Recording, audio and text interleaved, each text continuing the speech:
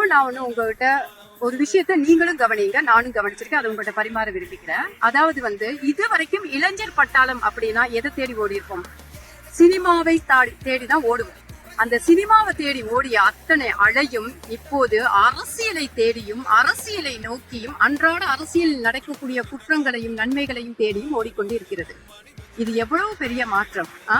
அதாவது சினிமாவை தேடி ஓடைக்க தருதல சினிமா பார்த்து நாசமா போறான். இனிமே இளைஞர்களை பார்த்து இனி வரும் சந்ததியை பார்த்து சொல்ல முடியாத ஒரு வார்த்தை. ஏன் தெரியுமா? எப்படி என் பிள்ளை அரசியலை எப்படி பேசுகிறான், எப்பவுமே விஜய் மாதிரி வரணும், ரஜினி மாதிரி வரணும்னு ஒரு கோட்பாடு வச்ச இந்த காலகட்டங்கள் நாம் தகுத்தெறிந்து இனிமே அரசியல்வாதியாக வரணும், பொலிட்டிக்கலுக்காக நான் படிக்கணும், மக்களுக்காக வரணும்னு ஒரு காலம் வரப்போது. அதை மாற்றியது 2026 தாவேகா. மறக்க முடியுமா? இல்ல மறுக்கதான் முடியுமா? கமெண்ட் பண்ணுங்க.